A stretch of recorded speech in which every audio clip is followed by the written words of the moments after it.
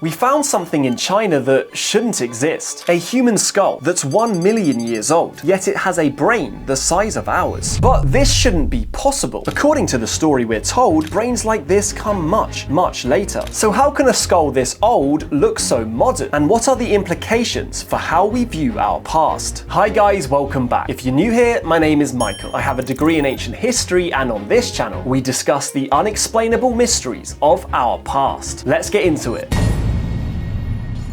For most of our lives, we've been told a very simple story about human history. It's so familiar that we rarely stop to question it. For millions of years, humans were basically just clever animals. They survived, they adapted, they made simple stone tools. They lived close to nature, reacting to their environment rather than shaping it. But then, relatively recently, something changed. Around 300,000 years ago, Homo sapiens appeared, and suddenly the story accelerates. Brains get bigger, language emerges, symbolism appears, art, ritual, culture, and after a long, slow climb, civilization. It's a neat story, a linear one, and above all, a comforting one, because it places us at the end of the line as the first truly intelligent humans. But that story depends on one crucial assumption: that intelligence is recent, that large brains are late, that complex thought, planning, abstraction, foresight belongs almost exclusively to modern humans. But here's the problem. That assumption is starting to crack, and not because of speculation, not because of fringe theories, but because of physical evidence. There is evidence that suggests humans with large brains, the same sized brain as us, existed far earlier than we thought. Evidence that suggests the roots of our own lineage run much deeper into the past, and evidence that forces us to ask an uncomfortable question. What if intelligence isn't new at all? What if the real mistake we've made is confusing absence of evidence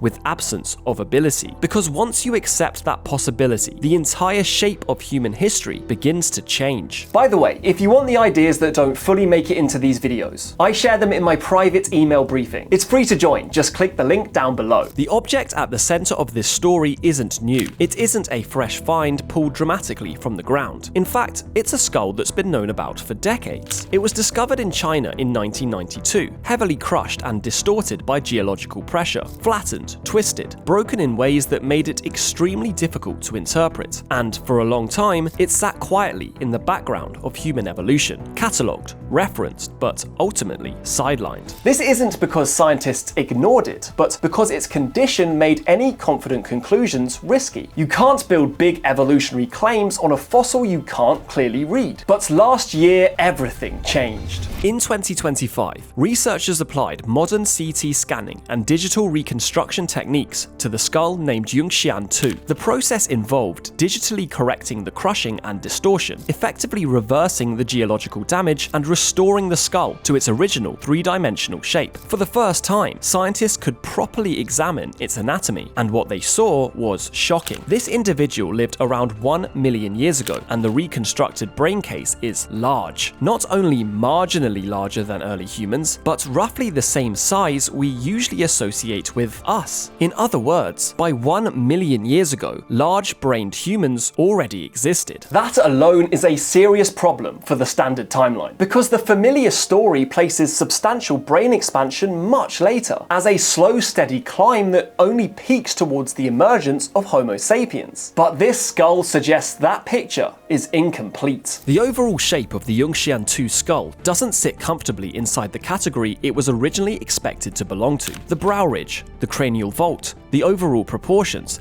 they don't line up neatly with what the textbooks say should exist at this point in time. And that's where things get interesting. According to paleoanthropologist Chris Stringer, this skull may be better understood as part of the same lineage as Homo longi, sometimes called Dragon Man. And if that's right, then the implications are serious, because Homo longi is widely thought to be very closely related to the Denisovans, possibly even the same population. And Denisovans are not our ancestors. They are instead a sister lineage, a close cousin, which means this skull doesn't sit on the direct line to us. It sits beside us, and that distinction matters, because if Yunxian 2 belongs to a Denisovan-like lineage, then by definition, our own species, Homo sapiens must have split from that lineage earlier than this skull's age. In other words, if this is a Denisovan sister branch thriving with a large brain at this time, then our lineage must already have been separate, already evolving, already distinct, over 1 million years ago. That pushes the divergence of modern humans far further back than most people are comfortable with. If Homo sapiens were already a distinct lineage over a million years ago, well, that's a pretty big deal. In fact, Stringer himself alludes to this and is quoted as saying, "There are likely to be million-year-old fossils of Homo sapiens somewhere on our planet. We just haven't found them yet." This is pretty crazy, and what's more, the anatomy hints at a greater diversity within early Homo than we've traditionally allowed for, all much earlier than we assumed. This isn't a single straight ladder climbing towards modern humans, it's a branching, tangled tree with multiple human forms exploring large brains, long before Homo sapiens appear in the fossil record. And that realization quietly changes everything, because if large brains existed this early, then the timeline for human cognitive potential doesn't start when we've been told it does. It starts much deeper in the past. At this point, it's important to slow down and be precise, because discoveries like this are often misunderstood or oversold. So let's be absolutely clear about what this skull does not tell us. It's important to note that Yunxian 2 is not a Homo sapiens fossil. The oldest fossil evidence of our species still sits at 300,000 years old. It also doesn't mean modern humans were building societies in the deep Pleistocene, and it does not overturn decades of genetic evidence overnight. No DNA has been recovered from this skull. No genetic lineage can be traced directly from it to us. Species labels still matter. But here's what does follow. If a human with a near-modern brain size existed 1 million years ago, then the divergence leading to Homo sapiens must be significantly older than traditional timelines suggest. You can't have advanced traits appear before the lineage that produces them exists. Evolution doesn't jump ahead of itself, which means that while this skull isn't us, it almost certainly suggests the human that became us was already around at this time. And that's mind-blowing,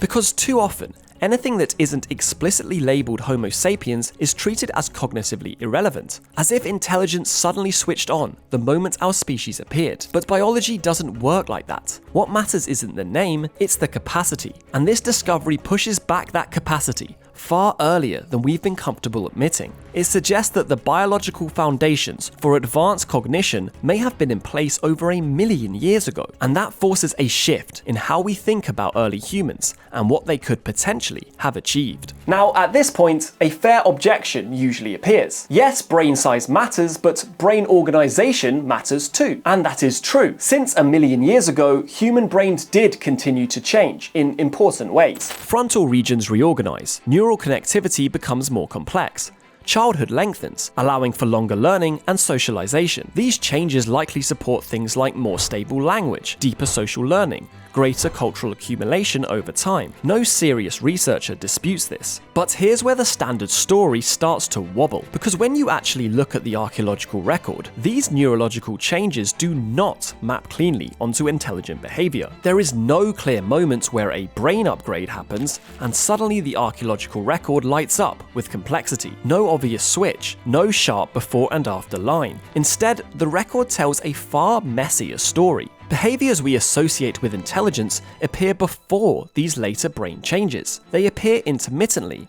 and they appear across different human species, not just our own. That's a problem for simple explanations. If intelligence depended entirely on late-stage brain reorganization, we would expect complex behavior to arrive late and stay late. But that's not what we see. The capacity for complex behavior emerges early. It flares up in certain places, under certain conditions, and then vanishes again, which suggests that the capacity was always there, but the erosion and decay of deep time has prevented us from seeing it. And once you accept that, the archaeological record stops looking like a timeline of rising intelligence and starts looking like a badly damaged signal. Put it this way, if intelligence was purely a late biological invention, then the pattern should be clear. Early humans should behave simply. then brains change, then behavior becomes complex. But that isn't what the evidence shows. Instead, behaviors we associate with intelligence appear far earlier than the traditional story says they should, and one site makes that impossible to ignore. At Kalambo Falls, archaeologists uncovered something extraordinary. Not mere flakes or debris, but a wooden structure, carefully worked logs, deliberately shaped, interlocking, dated to 476,000 years ago. That date matters. This predates the earliest fossil evidence of Homo sapiens by over 100,000 years. It predates the supposed emergence of modern brain organization, and it exists deep in the Middle Pleistocene, a period we're often told was cognitively simple. But this structure is anything but simple. To build it required planning ahead, selecting and shaping materials, understanding how pieces fit together, and carrying out a sequence of actions toward a future goal. This wasn't reflex, it wasn't instinct, and it certainly wasn't accidental. It's structural engineering. It was foresight made physical. And here's the crucial point. This kind of behavior appears before the brain story says it should, which means our understanding of when intelligent behavior emerges is wrong, because this isn't evidence of a fluke, it's evidence of capability, briefly captured in materials that almost never last, which raises a far more unsettling possibility. If this is what survived by chance, what didn't? At this point, a reasonable question follows. If early humans were capable of planning and construction, why don't we see any more evidence of it? Why isn't the deep past full of structures and traces of complex behavior? Well, the answer is uncomfortable, but simple. It's because archaeology is not a neutral record of the past. It is a record of what survives, and survival is brutally selective. Stone survives, bone sometimes survives, wood almost never does. Fibers, plants, leather, cordage, they vanish completely. Yet for most of human history, these perishable materials were likely the primary medium of behavior. Shelters were made of wood and vegetation. Knowledge lived in memory, speech and practice, not in stone, which means the archaeological record is massively biased towards the simplest, most durable traces of human life. And add to this another problem: the climate. The Pleistocene was unstable. Repeated glacial cycles reshaped landscapes. Sea levels rose. Entire regions were wiped clean and reworked again and again. So when we look back and see long stretches of apparent silence, we're not looking at a world where nothing happened. We're looking at a record that only preserves the rarest accidents of survival. And once you accept that, the quietness of prehistory stops being reassuring and starts becoming suspicious. Now let's step back and take a look at the pattern as a whole. By around 1 million years ago, we have evidence for humans with large brains approaching the size we normally associate with ourselves. By around 500,000 years ago, we have clear evidence of planning, construction, environmental modification, preserved by sheer accident in places like Kalambo Falls. And across this entire span, something strange keeps appearing. Behavior does not scale neatly with anatomy. It doesn't rise smoothly as brains reorganize. It doesn't suddenly switch on after a specific biological change. And it doesn't belong to just one human species. Instead, complex behavior appears early, flickers on and off, and shows up in places and periods where we're told it shouldn't exist, which means the traditional story, where biology leads cleanly and behavior follows obediently, doesn't quite work. A better explanation is far less tidy. The capacity for complex behavior emerges early in human evolution, but its expression depends on the preservation of evidence.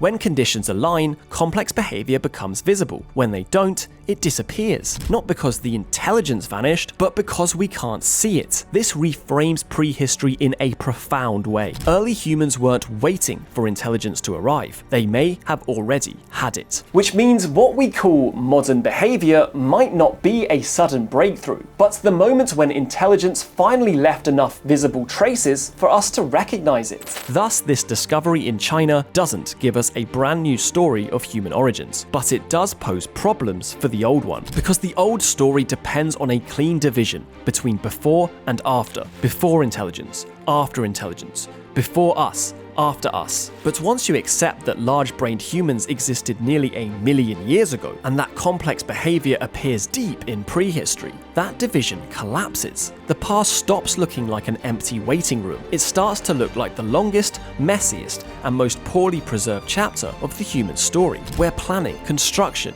and innovation could emerge but not reliably survive, where entire ways of life could leave almost no trace at all. This reframes some of the biggest assumptions we make about the past, and it changes how we should think about prehistory. The deep past wasn't empty, it's just fragile, and the fact that we struggle to see it says more about the limits of ourselves than the limits of early humans. So no, this skull from China doesn't prove ancient civilizations. It doesn't tell us that modern humans were building cities a million years ago, but it does force us to confront something profound, that the way we've been thinking about human history is probably far too simple. For a million years, humans with large brains walked this planet, and the most dangerous mistake we can make is assuming that what we see is all that ever was. Thanks so much for watching, guys. If you enjoyed this video, please consider leaving a like, a comment, or subscribing to my channel down below. I'll see you next time.